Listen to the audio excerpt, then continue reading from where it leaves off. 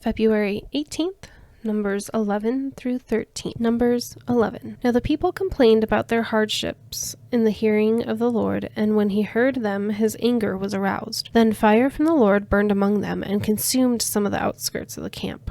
When the people cried out to Moses, he prayed to the Lord, and the fire died down. So that place was called Taberah, because fire from the Lord had burned among them. The rabble with them began to crave other food, and again the Israelites started wailing and said, "If only we had meat to eat. Remember the fish we ate in Egypt at no cost, also the cucumbers, melons, leeks, onions, and garlic. But now we have lost our appetite. We never see anything but this manna." The manna was like coriander seed and looked like resin. The people went around gathering it and ground it in a hand mill or crushed it in a mortar. They cooked it in a pot or made it into loaves, and it tasted like something made with olive oil. When the dew settled on the camp at night, the manna also came down. Moses heard the people of every family wailing at the entrance to their tents. The Lord became exceedingly angry, and Moses was troubled. He asked the Lord, "Why have you brought this trouble on your servant? What have I done to displease you that you put the burden of all these people on me? Did I conceive all these people? Did I give them birth? Why do you tell me to carry them in my arms as a nurse carries an infant to the land you promised on oath to their ancestors? Where can I get meat for all these people? They keep wailing to me, 'Give us meat to eat.' I cannot carry all these people by myself. The burden is too heavy for me. If this is how you are going to treat me, please go ahead and kill me if I have found favor in your eyes, and do not let me face my own ruin." The Lord said to Moses, "Bring me 70 of Israel's elders who are known to you as leaders and officials among the people. Have them come to the tent of meeting that they may stand there with you. I will come down and speak with you there, and I will take some of the power of the Spirit that is on you and put it on them. They will share the burden of the people with you so that you will not have to carry it alone. Tell the people, 'Consecrate yourselves in preparation for tomorrow, when you will eat meat.' The Lord heard you when you wailed, 'If only we had meat to eat. We were better off in Egypt.' Now the Lord will give you meat, and you will eat it. You will not eat it for just 1 day, or 2 days, or 5, 10, or 20 days, but for a whole month, until it comes out of your nostrils and you loathe it, because you have rejected the Lord who is among you, and you have wailed before him, saying, 'Why did we ever leave Egypt?' But Moses said, 'Here I am among 600,000 men on foot, and you say, I will give them meat to eat for a whole month. Would they have enough if flocks and herds were slaughtered for them? Would they have enough if all the fish in the sea were caught for them?' The Lord answered Moses, 'Is the Lord's arm too short? Now you will see whether or not what I say will come true for you.' So Moses went out and told the people what the Lord had said.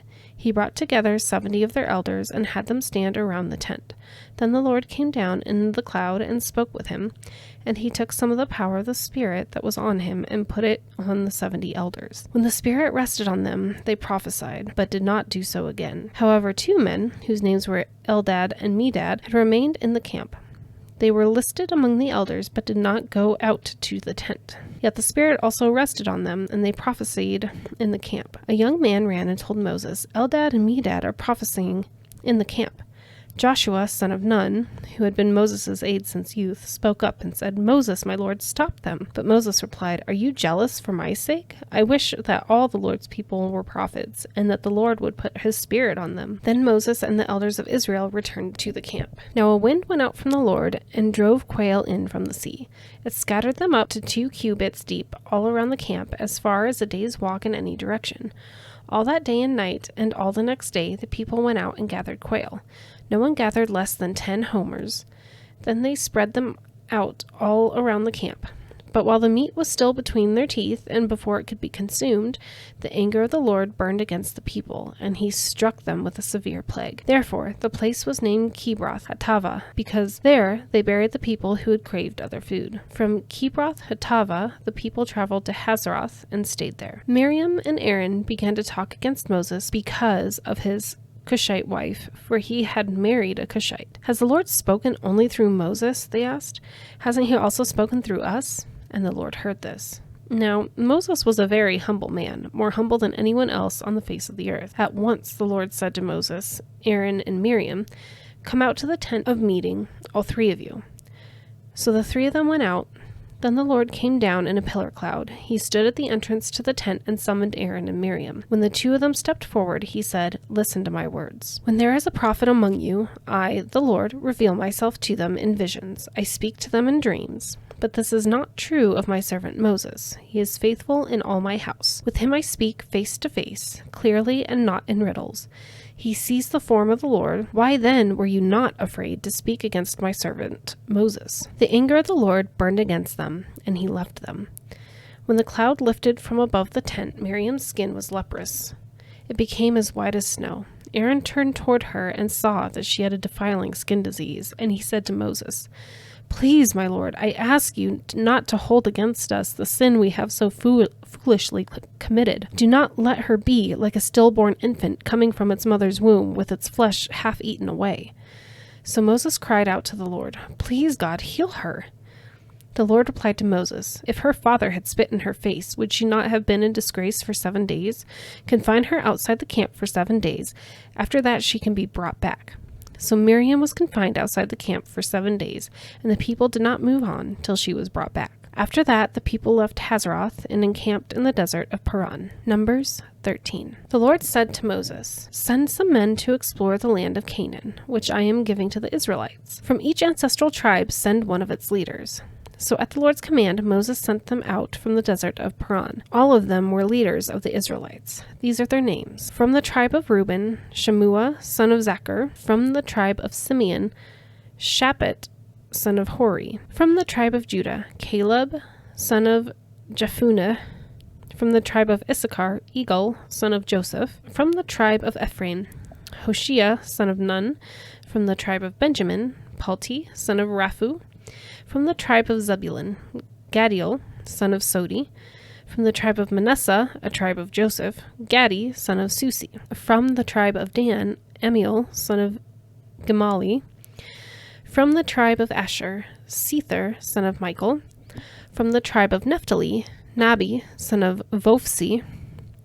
From the tribe of Gad, Guel, son of Maki. These are the names of the men Moses sent to explore the land. Moses gave Hoshea, son of Nun, the name of Joshua. When Moses sent them to explore Canaan, he said, "Go up through the Negev and on into the hill country.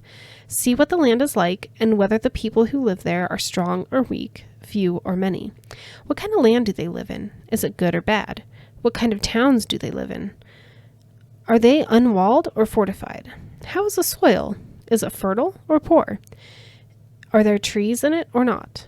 Do your best to bring back some of the fruit of the land." It was the season for the first ripe grapes. So they went up and explored the land from the desert of Zin as far as Rehob toward Lebo Hamath. They went up through the Negev and came to Hebron, where Ahiman, Shishai, and Talmai, the descendants of Anak, lived. Hebron had been built 7 years before Zoan in Egypt. When they reached the valley of Eshcol, they cut off a branch bearing a single cluster of grapes. 2 of them carried it on a pole between them, along with some pomegranates and figs. That place was called the Valley of Eshcol because of the cluster of grapes the Israelites cut off there.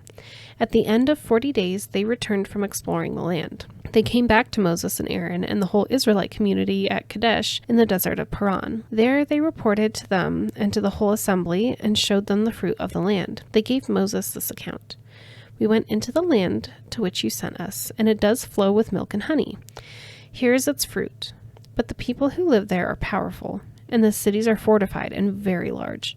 We even saw descendants of Anak there. The Amalekites live in the Negev. The Hittites, Jebusites, and Amorites live in the hill country, and the Canaanites live near the sea and along the Jordan." Then Caleb silenced the people before Moses and said, "We should go up and take possession of the land, for we can certainly do it." But the men who had gone up with him said, "We can't attack those people. They are stronger than we are." And they spread among the Israelites a bad report about the land they had explored. They said, "The land we explored devours those living in it. All the people we saw there are of great size. We saw the Nephilim there. The descendants of Anak came from the Nephilim. We seemed like grasshoppers in our own eyes, and we looked the same to them."